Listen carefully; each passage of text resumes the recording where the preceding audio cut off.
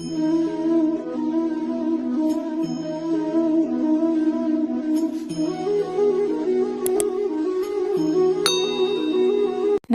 आप सभी का मेरे YouTube चैनल पे फिर से बहुत बहुत स्वागत है। तो फ्रेंड्स, इस वीडियो में मैं बात करने वाली हूँ अहोई अष्टमी से रिलेटेड सारी इन्फॉर्मेशन मैं आपके साथ शेयर करने वाली हूँ। तो फ्रेंड्स, वीडियो को एंड तक फुल वॉच करिएगा। तो चलिए फ्रेंड्स, वीडियो को शुरू करते हैं। तो सबसे पहले बात करते हैं कि अहोई अष्टमी का जो पर्व है वो कब मनाया जाता है। तो जो अहोई अष्टमी है वो हर साल कार्तिक मास में कृष्ण पक्ष की अष्टमी तिथि को मनाई जाती है। इस दिन माताएं अपनी संतान की लंबी उम्र के लिए निर्जला उपवास रखती हैं और रात में तारों को जल अर्पित करने के बाद व्रत को खोलती हैं। तो अहोई अष्टमी के दिन जो है माता पार्वती की पूजा की जाती है और इस बार अहोई अष्टमी का जो व्रत है वो 8 नवंबर को रखा जाएगा। तो आइए अब जान लेते हैं इसका महत्व। इस दिन जो महिलाएं हैं वो व्रत रखकर अपनी संतान की रक्षा और दीर्घायु के लिए प्रार्थना करती हैं। जिन लोगों को संतान नहीं हो पा रही हो उनको ये व्रत अवश्य करना चाहिए। जिनकी संतान दीर्घायु ना होती हो उनके लिए भी ये व्रत बहुत शुभकारी माना गया है। और मैं आपको बता दूं कि इस उपवास को जो है वो आयु कारक और साथ ही सौभाग्य कारक माना गया है। तो अब जान लेते हैं कि हमें उपवास कैसे रखना है और उपवास के दिन हमें क्या क्या करना है। तो प्रातः काल हमें स्नान करके सबसे पहले जो है अहोई माता की पूजा करनी है। साथ ही संकल्प हमें लेना है। अहोई माता की आकृति जो है हम गेरू या लाल रंग से दीवार पर बना सकते हैं, तो वो हमें अवश्य बनानी होती है। उसके बाद हमें सूर्यास्त के बाद जो है वो तारे निकलने पर पूजन प्रारंभ करना होता है। पूजा की सामग्री जो है उसमें हमें एक चांदी या सफ़ेद धातु की अहोई माँ, चांदी की मोती की माला, जल से भरा हुआ कलश, दूध, भात, हलवा और पुष्प, दीप आदि रखना है। पहले अहोई माता की रोली पुष्प दीप से पूजा करें और उन्हें दूध भात अर्पित करें। फिर हाथ में गेहूं के 7 दाने और कुछ दक्षिणा लेकर अहोई माता की कथा सुने। कथा के बाद माला गले में पहन लें और गेहूं के दाने जो है वो और दक्षिणा आप अपनी सासू माँ को देकर उनका आशीर्वाद ले लें। अब तारों को जो है आपने अर्घ देना है और साथ ही उसके बाद आप भोजन कर सकते हैं।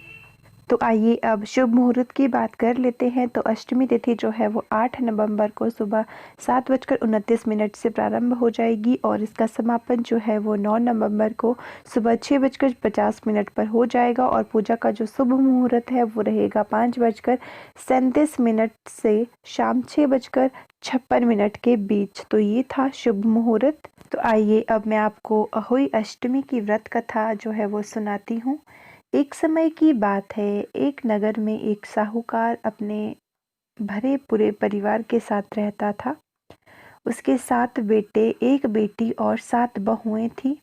दिवाली से पूर्व उसकी बेटी अपनी भाभियों के साथ साफ और अच्छी मिट्टी लेने जंगल गई ताकि घर की लिपाई पुताई ठीक से कर सके। मिट्टी निकालते समय खुरपी से एक स्याहू का बच्चा मर गया।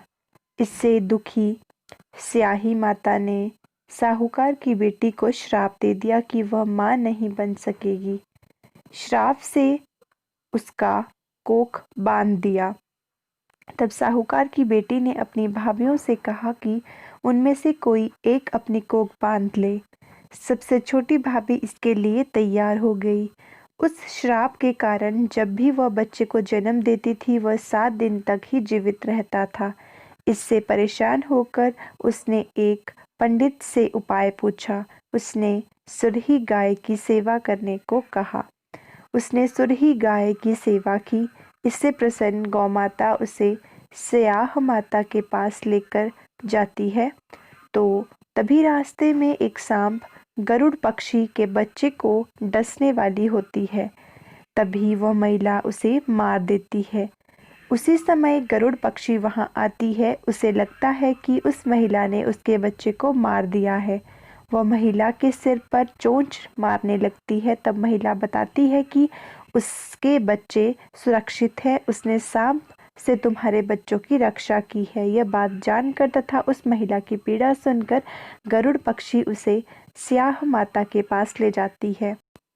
साहूकार की छोटी बहू की सेवा भाव तथा दूसरे के बच्चों की सुरक्षा करने की भावना से स्याहू माता प्रभावित होती है। वे उसे 7 बच्चों की माता बनने का वरदान देती है।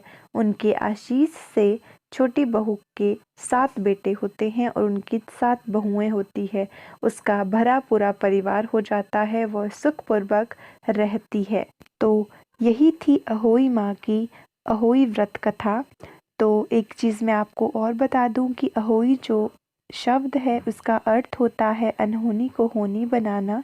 तो यही थी अहोई व्रत से रिलेटेड जुड़ी हुई सारी इन्फॉर्मेशन। तो अगर आपको वीडियो पसंद आई हो तो वीडियो को लाइक करना, चैनल को सब्सक्राइब करना और वीडियो को शेयर करना अपने फैमिली फ्रेंड्स में। तो जल्दी मिलेंगे एक नए वीडियो के साथ, तब तक के लिए हरे कृष्णा।